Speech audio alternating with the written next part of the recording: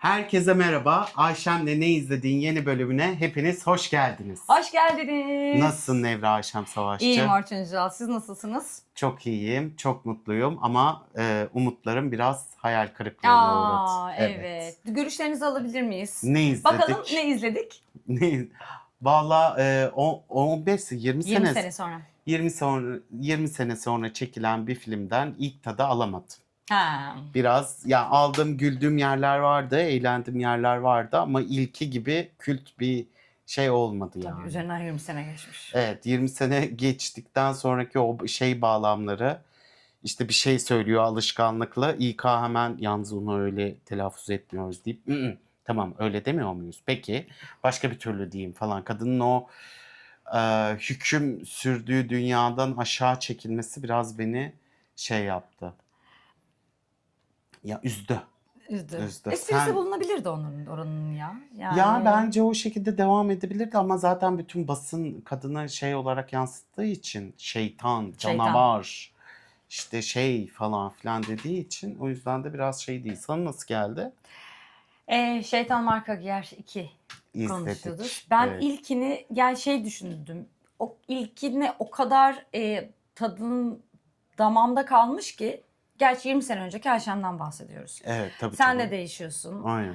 Keşke o da değişse. Değişmiş değiştiği kadar işte. Yani Aynen. ondan Bu kadar sonra değiştirebilmiş. bu kadar değiştirmişler. Ya, o gülmedim, heyecanlı okey oldu. Bilmiyorum yani evvelden Meryl Streep'in daha fazla komedisi vardı kadınla birlikte olan çatışmalarından. Onun farklı bir şeyi vardı. Şimdi o kadar Meryl Streep'i oradan kurtarmak mevzusu. Yani Meryl Streep'in canlandırdığı Miranda karakterini o çukurdan kurtarmak üzerine bir kurtarıcı gibi geldi kadın. Evet tabii. Tepeden inme. Tepeden mi geldi? Her şey aynı şekilde olacağını düşünüyor. 20 sene sonra hala anksiyeteleri bitmemiş. Sanıyorum sen kimsin dediğinde Miranda Anne Hathaway'in canlandırdığı karakter evet dipli anksiyeteyle, regresyonlarıyla vesaire geldi. Yani izledim. İşte, Evet izleniyor. Bir izleniyor. umutla izliyorsun o Evet, magazin kıyafetlerine şeylerini. vesaireye bakıyorsun. İşte New York'ta geçiyor değil mi? Evet, New York'ta New nasıl gösterdi? İtalya'ya gidiyorlar. İtalya'ya nasıl göründü? Sonra anlıyoruz ki İtalya'da çok gösterilmemiş. Zaten hani gösterdiler diye düşünüyorduk. Bilmiyorum oradaki arkadaşlık ilişkileri daha farklıydı bir öncekinde sanki. Yani Emily ile onun Dior'un başına geçmiş. New York'taki. New York'taki. Bu tür şeyler. Film şöyle başlıyor. Andy karakteri yani Anne Hathaway bir şeye gidiyor. Hayır, gazeteci ödül törenine gidiyor. Ödül törenindeler. Ödül törenine gidiyor. Ekipçe ekip arkadaşı 2 yıl üst üste en iyi şeyi alıyor. Yazar gibi şey. En iyi yazarı yazar. da makaleyi Haber de gibi. işte Andy alıyor o esnada ve Andy almadan önce telefonlarına mesaj geliyorlar. Evet. Çalıştıkları gazete kapanıyor ve hepsi kovulmuş. Eş Çünkü zamanlı iflas etmişler. çukura gidiyor. Yani arada bize şeyleri var. Aynı zamanda Miranda'da yer aldığı bir kuruluş içinde ya da reklamını yaptığı bir şeyin işçilerine kötü davrandığı gibi bir küçük bir şeyden dolayı Miranda kandırıldı deyip eyvah hani CEO alarma geçiyor.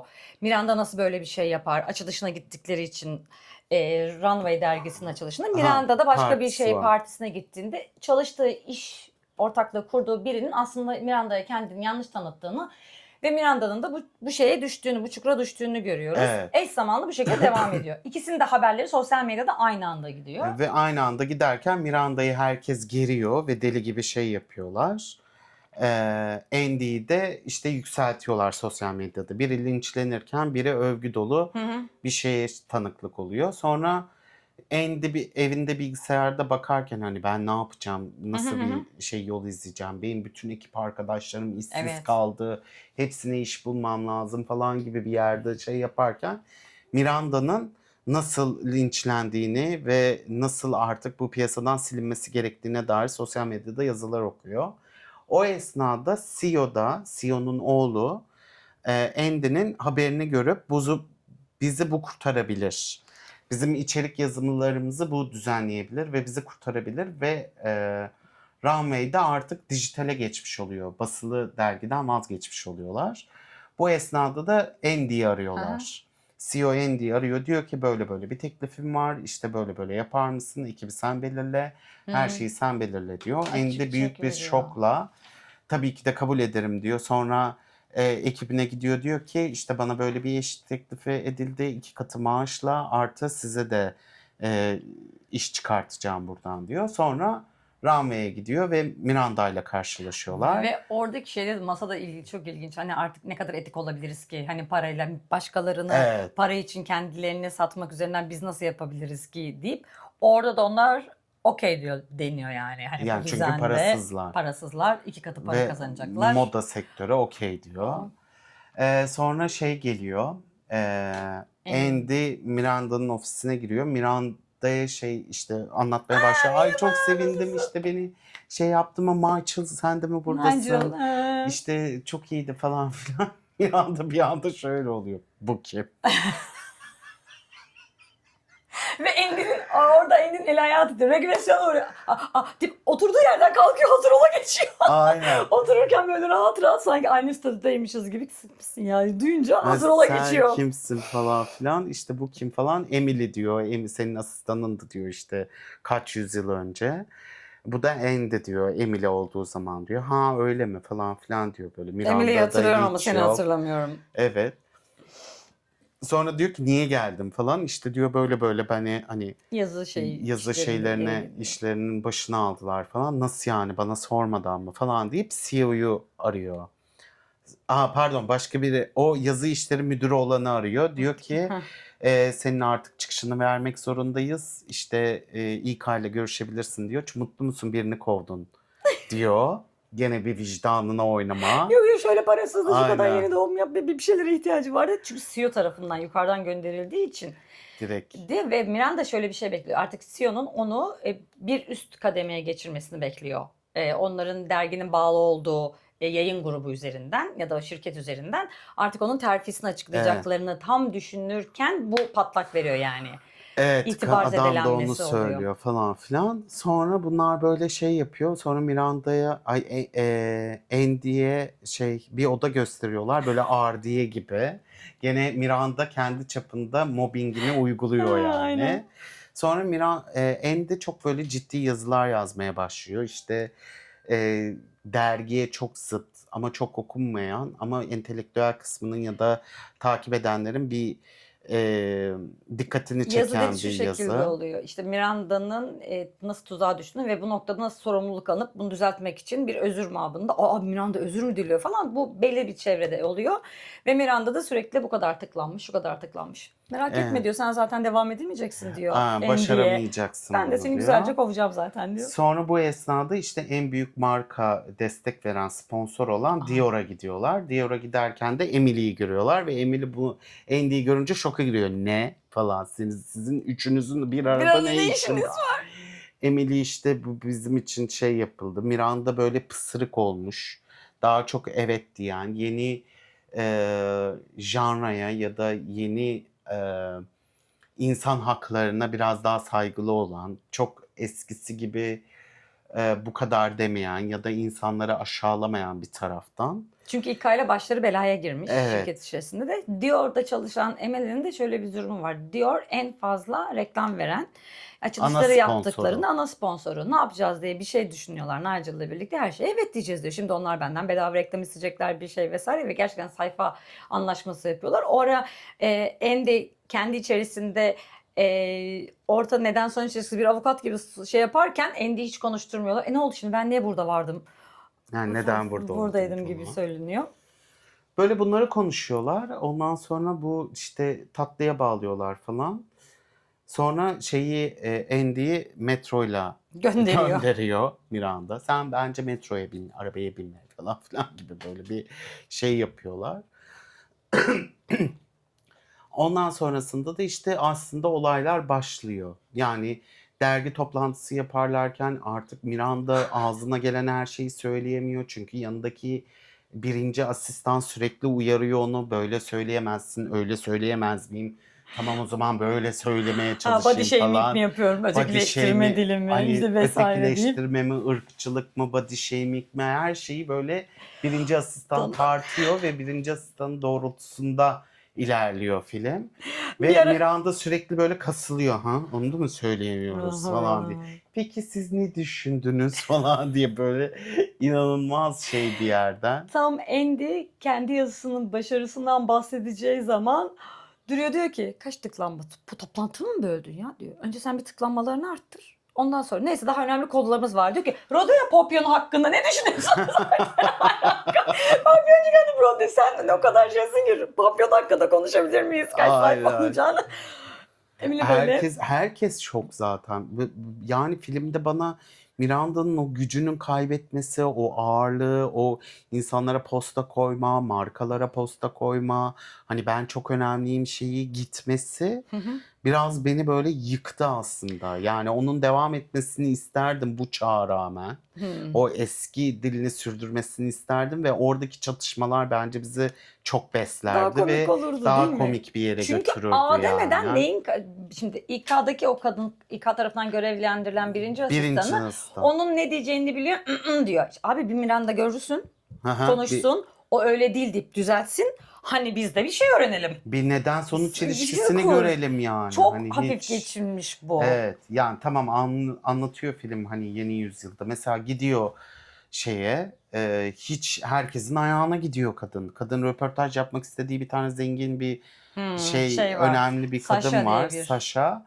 Mesela Miranda'yı reddediyor. Nasıl Sürekli yani? Ve reddediliyor. sürekli reddediliyor. Sonra bunu Biz ikinci asistandan öğreniyor Ender. Sasha'yla 3 yıldır peşinde olduğunu ama kesinlikle röportaj vermediğini falan. Sonra Andy bunu öğrendikten sonra Miranda'ya diyor ki Sasha'yla röportaj ayarlıyorum. tam onu kovmak için Tam vesaire böyle bir mobbing yapacağı an diyor. sırtında yani nasıl falan diyor. Hadi bakalım görelim hünerlerini diyor. Ama öyle bir şey yok henüz. Öyle bir şey yok ama Andy ne yapıyor? Azimli kadın Harry Potter'ın basılmamış nüshasını da Evet, bulmuştu ya. o zamanki Aynen manitasıyla. öyle. Sonra Lili diye bir arkadaş var, galerici. Bu Sasha'nın evdeki fotoğraflarını yaparken orada bir resim görüyor. O resim daha önce bir yer galerici arkadaşına gidiyor. Aa, bu resmi diyor vakti zamanda şu kişi satın almıştı diyor. Ama diyor Sasha benden almadı. Tam diyor galericinin numarası var. Galerici diyor ki ne olur o Sasha'nın numarası verirsin. Bende Sasha'nın numarası yok ama köpek veterinerinin şeyi var. Köpek doktorunun, veterinerinin ya da işte köpek eğiticisinin numarası tam önemli değil, onu ver diyor. Öyle adını kadın etrafta alıp Sasha'nın numarasını alıyor. En az aynen, 20 tane sesli kaşıkla. mesaj bırakıyor kadına. Kaşıkla kazıyor yani. 20 tane istediğin zaman arayabilirsin. Ben 7-24 ona hatta elimde telefonla yatıyorum falan filan diye böyle. En sonunda kabul ediyor ve Miranda'ya gidiyor diyor ki böyle Miranda bir şey derken Sasha okey bizi bekliyor diyor. Hemen toparlanıyorlar. Miranda anında böyle gidiyor falan. Sonra röportaj yaparken Sasha şey diyor yani diyor diliniz çok değişti ve bu benim çok hoşuma gittiği için kabul ettim. Biliyorsun ben hiç röportaj vermiyorum diyor. Sonra da ona bir tane gift veriyor, hediye veriyor. Diyor ki nişanlandım. Hani bunu da bil falan filan Patlat bu diyor. haberi diyor. Aynen patlat bu haberi diyor. Aa haberim yoktu zaten sen patlat diye veriyorum diyor. Sonra bunların şey yapıyorlar işte hemen hazırlıyorlar Bu falan arada filan. şeyler falan da var. Bana hiç eski ayrıldığım eşimi ve onun ikinci versiyonu, adam zayıflamış vesaire bir şey, Sasha ile birlikte olduktan sonra popüler olmuş. Bana bunları sormadınız diyor. Yani siz onunla var değilsiniz ki Sasha Hanım diyor. Siz Aha. varsınız. Ha öyle mi diyor. Miranda da biliyor yani tabii yani. Tabii yılların Bu yıldızın şeyi, yılların yılların esnafı Aynen, yani yılların magazincisi kadın. magazincisi. Yani moda editörü yılların artık her şeyi biliyor. Neyse o röportajı şey yapıyorlar. Sonra bunlar İtalya'da şey yapacaklar. Adamın CEO'nun 75. doğum günü gününde. oluyor. Tabii ki de Andy'nin giyinecek hiçbir şey yok. Aynen. Ondan önce şeye Nietzsche. çağırıyor. Bu Nereye? şeydeki başarısından sonra Miranda onu bilmem ne adasındaki evine davet ediyor. Gel diyor, bugün işte brunch'a davet ediyor, akşam yemeğine. Orada öğreniyor, biliyor musun diyor, 75. doğum gününde benim bir üste çıktığımı söyleyecek diyor. Miranda ile mutfakta konuşmaları var.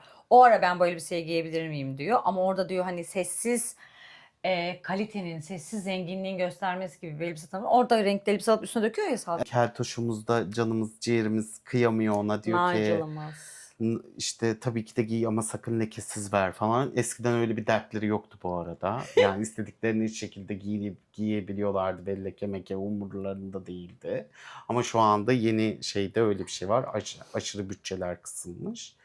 Sonra Miranda'nın o partisinden işte böyle dönüyorlar. Tabii ki de Andy'ye çok büyük bir ilgi var. Hani böyle şey yapıyorlar. Miranda böyle çok loser kelimeler kullanıyor Andy'ye o partide. İşte kendini açıyor anlamsız bir şekilde. Bunu böyle bir, ya Miranda'nın o şeytan marka giyer, The Devil Wears Prada, yani birincisi deki Miranda'dan o eski halinden eser yok şimdi diye. Cümleleri net, keskin değil. Aynen, net Yani değil, havalı bilerek değil, söyleyen biri ukala gibi değil, değil. üst bir dil kullanmıyor. Kesinlikle anlaşılabilir bir dil kullanıyor. Herkesle samimi olmaya çalışıyor ve bu bizi aşırı geriyor. Yani beni sıkıyor açıkçası. Ondan sonra 75 adama, Miranda'ya telefon geliyor oradayken, adam kalp krizi, CEO kalp krizi geçirip ölüyor. Orada ölüyor, masaya lünk diye düşüyor ya Miranda ile konuştuktan sonra partide. Partide. 75. doğum günü partisinde Miranda'yı açıklaşacak, ölüyor. İşte büyük bir haber oluyor falan. Sonra oğlu başa geçiyor. Oğlu da Miranda ile işte toplantı yapmak istediğini, bu dergiden hani kesinlikle kurtulmak istediğini ve hani bütün bütçeleri kısacağını falan filan diyor ve senin artık şeyin de geçti falan filan diyor. Sonra Miranda'yı yemekhanede bir toplantıya çağırıyorlar. Ve Miranda hayatı boyunca o yemekhaneye inmemiş. Burada yemekhane mi? Burada kafeterya, mı var? burada kafeterya mı var falan diye büyük bir şaşkınlıkla. Ondan sonra herkes şok oluyor Miranda'nın oraya Gelince inmesine. sessizlik. Aynen. Bütün CEO böyle orada bekliyor. İşte konuşuyorlar ve o CEO'nun avukatları, işte o Ekibi, yeni yani ekibi. yönetimdeki ekibi Miranda'dan nefret ediyor. Ve avuçlarına düştükleri için de hepsi çok memnun. Ve buradan intikam alacağını düşünüyorlar. Orada Nigel'la Andy kenardan izliyorlar ya, ne konuşuyorlar, ne konuşuyorlar. Allah'ım inanamıyorum. Takım elbiselileri insanın içerisinde. Aynen. Kafeteryada yemek yiyor. Takım elbiseliler, inanamıyorum. Takım elbiselilere bak. Hepsi simsiyah giyinmiş. Hani o kadar fashion'ın içerisinde. Aynen. Andy'nin de bir tane zihni sinir şeyi var, asistanı var. O da okey yoğurt alayım mı deyip oraya telefonunu koyuyor. Orada bütün konuşmaları ses kaydına alıyor. Ve Miranda öğreniyorlar hiçbir şey böylece büyük bir söylemiyor kesinti falan. olduğunu. Evet, her şeyin kesildiğini, Roma'daki planladıkları büyük partinin, defilenin olmayacağını, işte ya da çok kısıtlı olacağını, ekonomide uçacaklarını falan filan öğreniyorlar. Ve Miranda hiçbir şey söylemiyor. Andy çok sinirleniyor. Nasıl hiçbir şey söylemezsin, nasıl bir şey olacaksın? Ve Andy'nin bu esnada Andy'de de tabii ki bir tane manita yapıyorlar. Bu arkadaşı, canım ciğerim sen artık eskiden fazla kazanıyorsun. Bak şöyle bir bina var, bu binada gel diyor, sana bir daire bulalım diyor, ama kiranı ödeyecek miyim diyor. En azından bu musluklar vurduğunda diyor çalışan musluklar değil. Hangi ara, yani ne kadar neyse, o ayrı bir şey. Oradaki de mimarla böyle hafif flörtöz ediyorlar. Arkadaşı çok tatlı. Andy'ye telefon o zaman geliyor, Andy'ye telefon. Kabul ediyoruz Saşa, senle kabul ediyoruz dediğinde fırlayıp gidiyor ya. Kalıyor, Layla kalıyor. Kaç yaşındasın? Evli misin? Çocuk var mı? Çocuk var mı? Güzel. Flört ettiğinizi gördüm. Hı. Adam da ki vereyim kartımı. Ver dedi, ben seni bir stoklayayım. Doğru mu söylediklerin değil. Hemen oradan yapıyor. Flörtleştiğinizi gördüm. Bizimki de bekar. Andy'nin de işte aynı zamanda da bir tane flörtü olmuş oluyor falan. Sonra bunlar Roma'ya gidecek. O aşk hikayesi yani o konmasa da konurmuş. Böyle çok yayvan bir yerde duruyor. Emily'ye gidip Emily ile Dior'un yeni açılışıyla ilgili yapılan binada röportaj yapmak istediğini söylüyor Andy Emily'ye. Senin de hani çünkü 6 sayfalık bedava verince orada konuşuyor. Bırak sen ne yapıyorsun, ne diyorsun? Ne olsun işte, evlendim. 2 tane de çocuğum var, boşandım. Şimdi de bilmem kimle birlikteyim. Çok zengin. Gerçekten adam hani her şey veriyor. Röportajdan falan. sonra birlikte oluyor o adamla. Adam röportajda görüyor, hemen Emily'ye çıkma teklifi ediyor. Röportajda evet. Röportajdan sonra. Ondan sonra benim 2 tane çocuğum var. Sen ne yaptın, evlendin mi? Yok, hayır, işte 20 yıldır benim hiç kimsem Dünyayı yok. Dünya yok. Abi dünyayı gez. Yani direkt konuşmaları evlenme. İşte benim de çocuklarım var ama yumurtlama merkezinde yumurtaya aldım. Aynen. İsimlerini de koydum. Yani bu tek konuştukları şey iş. Evlendin mi evlenmedin mi? Bekar mısın bekar mısın? Ama Tamamen bunun kapitalist üzerine. sistemi o yönden. Çünkü kadın kız hani yani Emily kapitalist sistemin hizmet eder. Seviyor zaten orayı. Ama Andy kapitalist sisteme hizmet etmeyen bir yerde duruyor ya. Hiçbir zaman moda sektörüne bu kadar önem vermedi. Sonradan önem verdi. Emily her zaman onun için büyük bir tabuydu. O moda Sevmediği biriydi sektörü. ya. Evet ve bu yüzden de hani aslında oradaki var olan sistem çatışması. Hani direkt o yüzden söylüyor. Evlendin mi ve üredin mi? Hı. Üremen Üreme gerekir, üzerine. evlenmen gerekir. O da diyor ki hayır ben dünyayı gezmeyi tercih ettim ve üremedim. Üremek için Bıraktım kenara. dondurdum diyor. O da şoka giriyor. Nasıl yani? Seni kimse mi tercih etmedi falan gibi bir yerden bağlıyor. Şey için söyleyeceğim. Mesela Andy'nin sordukları sorular onun kendi nasıl oraya olduğunu, Dior'la ne yaptığını, ne ettiğini, işiyle ilgili, keyfin nasıl gibi hani kayıt dışında sorduğu soru. Ötekisinin de hani işiyle ilgili sorduktan sonra 2 tane de çocuğum var evlendim deyip demesi. Çünkü mutsuz günün sonunda ve karşısında mutlu da bir kadın var. Emily hep Dünya, mutsuzdu zaten. evet Emily hep oradaydı. Yani Vizyonsuz birincide de Emily. mutsuz. Vizyonsuz Emily. Emily hep mutsuzdu. Ondan sonra neyse bunlar şey yapıyorlar. Bu şekilde röportajı bitiriyorlar. Röportajı bitirdikten sonra Emily İtalya'da ya da Amerika'da artık anlamadım adamın nereli olduğunu. Çok zengin bir bekarıyla birlikte oluyor. Adam onu tavlıyor. Bunlar Roma'ya gidiyorlar arkadaşlar. İtalya'ya gidiyorlar. Roma mıydı artık bir yere? Söyle. Business değil. Ekonomi uçuyorlar. Bizim ne Ve- Runway dergisinin ekibi ekonomi uçuyor. Aynen ekonomi uçuyor ve Uçaktaki anons ne kadar Uçakta- güzel. Şey ne diyor? Birinci sınıfa şu an şarap ikram ediliyor. Ya aynen. benim bütün o cümleleri duyuyor. Allah'ım ne olur bana bir şarap. Size Aynen. veremeyiz. Size veremeyiz maalesef. Ekonomisiniz o sadece birinci sınıflar için. Ve kadının ismini soy ismini söylüyorlar. He. Alma mazlumun ahını diye. Vallahi Miranda bir anda ekonomi uçtu diye yargılıyoruz diye şey yaptık. Ben düştü aşağı. Ondan sonra böyle bir süreçten geçiyor çok enteresan bir şekilde. Ve Emily buna anlam veremiyor. Neyse otele gidiyorlar, yerleşiyorlar. İşte zaten Dior'un Emily de orada, Andy de orada. Her bütün ekip orada falan. İşte yemek verilecek yere gidiyorlar. İşte bu yemekte benim açıklanacaktı, bir şey olacaktı, zart olacaktı, zort olacaktı derken. Sonra Andy bütün planları öğrendiği için Miranda'ya diyor ki Miranda bizim bir değişiklik yapmamız lazım. Bizim bir şeyimiz var diyor. Hayır diyor sen ilgilenmeyeceksin ben her şeyi çözeceğim diyor o. Hı hı. Ondan sonra Andy durmuyor Emily'ye gidiyor. Emily'ye diyor ki bizim buradan bu adamı kurtarmamız lazım. Dergiyi kurtarmamız lazım diyor. Sonra Emily sevgilisine anlatıyor. Sevgilisi de diyor ki senin için satın alırım diyor. Derginin sahibi CEO'nun oğlunu arıyor. Oğlu da kabul ediyor mevzuyu. Satılacak Sadece diyorlar. dergi de değil. O çatı altında olan her şey. Hayır her şey değil. İlk Bir- önce şeyi Dergi. dergiyi sadece. Sevgilisi dergiyi alıyor. Hmm. Sonra Miranda'nın yanına gelip diyorlar ki bunların ikisi biz bir şey yaptık. Rahme'yi kurtardık. İşte diyor benim sevgilim alacak. Ama diyor baş editörü de ben olacağım. Artık senin de emekli olma zamanın geldi diyor Ve Emily kadına. orada, Andy orada şok. Andy orada şok oluyor. Nasıl yani? Nasıl böyle bir şey yapabilirsin? Orası onun için her şey falan. İşte Miranda da benim arkamdan iş çevirdiniz deyip gene o ezik loser hani her şeyi anlayan tavrıyla şey yapıyor. Kesinlikle ikisini aşağılayıcı herhangi bir şey söylemiyor falan. O zaman söylüyor vizyonsuzdun sen. Hep vizyonsuzdun. Ha, Ama sadece diyor onu söylüyor. beni diyor o pazarladığını biliyorum. Evet diyor. Sende çünkü diyor pazarlama şeyi vardı diyor. O yüzden. Vizyonsuz. O yüzden diyor orada pazarladın. Doğru bir yerde büyüdün diyor. Ama diyor bu dergide senle yürümez canım benim. Yapamazsın Vizyonsuzsun diyor.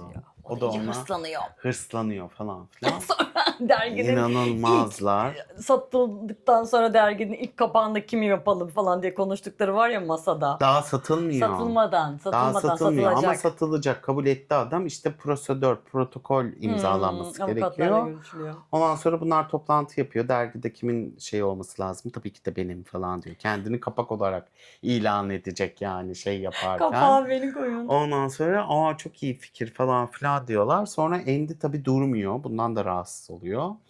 Andy her çevresini anlatıyor. Şöyle Miranda geliyor bir planım var merak etme diyor. Hı hı. Açıyor sen şunları şey yap. Biz işte İtalya Runway birlikte yaptıkları açılışta ya da işte neyse iş işin şeyinde diyor. Moda haftasında Moda bir gece haftasında ben orada yapıyorlar. gezeceğim zaten diyor. Ben şeyleri izleyeceğim, defileleri izleyeceğim. Sen de diyor dediğim kişileri izle diyor. Arıyor. Aradı. Herkesi aratıyor. O sırada mevzu öğreniliyor. Ne Aynen. olmuş? Sonra şey diyor, nasıl ne olmuş?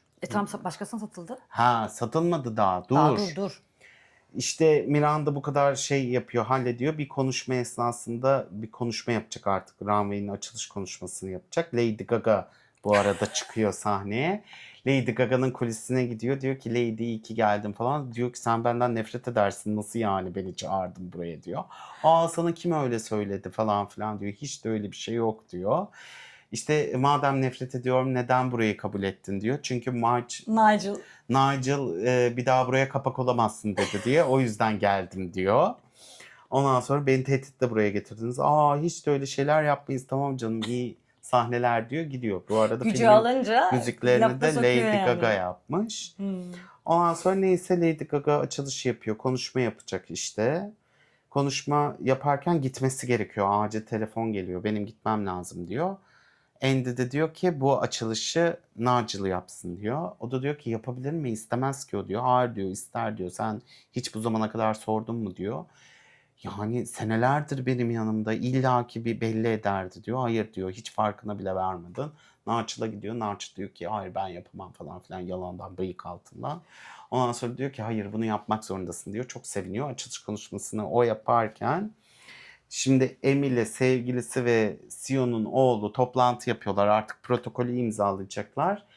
Emile'nin çocuğa telefon geliyor ve bütün şirketi satın alan, bütün yayın organlarını satın alan bir teklif veriyor. Adam hemen orada kabul ediyor. Diyor ki bizim işlerimiz durdu. Çünkü diyor ben zaten hepsini satmak istiyordum. Hepsini satın alan biri çıktı. Bay bay. Ben hepsini elimden çıkartıyorum. Bu nasıl olur? Böyle saçma şey mi olur falan filan diyor. Oluyor. Sonra Saça almış oluyor hepsini. Gidiyorlar Saşa'nın eline teşekkür etmeyin niye böyle bir şey yaptınız diye, merak etmeyin diyor. Benim çevrem vardır bir telefonuma bakar diye. Yine kullanmış yani orada bir kadın dayanışması göstermişler. Evet, kadın Söylesem dayanışması. benim özel hayatımı şey yapmadım ama ben de derginin, çünkü diyor derginin hayatta kalması gerekiyor. Ben böyle bir dergilerin önemli Olduğunda o olduğunu bir tarih düşünüyorum diyor diyor. yani. O bir tarih diyor. Onları öyle şeyler yapıyor. Sonra tekrar dergi eski kıvamına geliyor. Odası tabii değişiyor.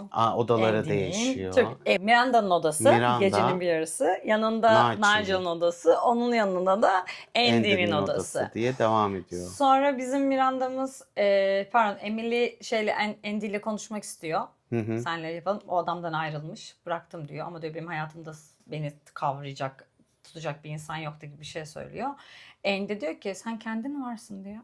Senden Senden daha olan. kıymetli hiçbir şey yok diyor. Arkadaş olalım mı? Olalım. Benim koşumda ne problem var? Aynen, ama bu Eğer kadar kampüsün samimi bir arkadaş arkadaş olmayalım. olmayın. Sarılma bana falan diyor böyle. Ben Saçını seni değil. aramak çok istemiştim falan filan diyor. Kapatıyorlar filmi. Yani birincinin tadı yok. Birincinin o hırsı, o şey mücadelesi, o Çatışmalar çok az. dişe diş, kana kan mevzuları yok. O arkadan entrika, çevirme hali çok zayıf. Yani diğerinde hani daha şeydi, tamam 20 yıl geçti ama yani ben inanmıyorum ki şu anda da şey yapılan işte bu kadının orijinalindeki böyle davrandığını Bir de falan. şöyle ayrıntılar var. Filmde arada biri geçiyor. Ne olduğunu anlamıyoruz. İkinci el kıyafet var. İşte Nigel soruyor ceketi ne güzel. Evet ikinci el aldım bilmem nereden. Sonra Andy'nin asistanı da kıyafeti ikinci el aldım. Hani sürdürülebilir. Başka bir yerde konuşurken Nigel'la Andy artık onlar gittiğinde fason ürünler koysunlar. Pamuksuz, sentetik, benzinle yapılan bir çakmak çaksan kıyafetleri yanacak. Hani sürdürülebilir kıyafetler. Bu arada böyle geçmiş. Evet, İşte moda sentetik, dünyasının moda dünyası bu değiştiğini kadar söylüyor. bir şey yapmışlar. Yani Çok sıcak. o kadarını söyledi. Evet sıcak Orçuncuğum, ne yapacağım ben bilmiyorum. Onlardan bahsetmişler. O var. Evet. Başka Emre de burada mutlu. Yani çatışması orada az. Onların büyümelerini vardı. Çocuk için yani koşturma vardı. Yine koşturma var da. Yani evet, 2 saat yapsaydınız da biz ağız tadıyla o moda dünyasının çatışmasını ya da o değişimini izleyeydik. Ha şöyle kadınlar erkek dünyasını mı yıktı? Okey. Oradan görülebilir. Ama Erkekler kadın- oradan yapmak istiyordu. İşte kadınlar aldı tekrar dergiyi, istedikleri gibi Aynen. yapacaklar. İşte Miranda'nın tekrar Andy'nin fikirlerini kabul ediyor olması. Çünkü çok fazla izlendiği ve Sasha da şey olduğu için, ona para verdiği için okey, o zaman değer kazandı onların düşünceleri. O da yavaş yavaş işte ha benim de değişmeme gerek varmış gibi şeylerde devam etti Neyse. konuşmalarına. Değişiyorlar. Vallahi benim İlkinde değişmeyip söyleyeceklerim bu ikincisinde kadar. değişmesi güzel şey tabii. Evet de ama iktidarını değişimi kaybediyor ya. görseydik. Yani o iktidarını nasıl kaybettiğini görseydik Direkt daha ortaya şey olur. açmış bizi. Açtık, Evet. bunu söyleyemezsin. Bunu yapamazsın. Burada kaldık yani. Sen direkt. bunu şey O yapmalısın. değişimi gibi bir göstereydin, o Miranda'nın o şey yalpalamasını gösterseydin bize daha komik ve daha şey gelirdi. Ve belki Miranda'nın o tavrından da daha iyi gelirdi bize gibi bir yerdeyim ben. Kapatıyorum başka bir şey Kapat. söylemeyeceksen. Bizi izlediğiniz için Üçüncüsü teşekkür çekilmeyecektir ederiz. inşallah. Yani çekilecekse de daha güzel bir şey olur diye düşünüyorum inşallah. Bizi izlediğiniz için teşekkür ederiz. Haftaya görüşmek üzere. Abone olmayı, beğenmeyi ve yorum yapmayı unutmayın lütfen. Hoşça kalın. Hoşçakalın.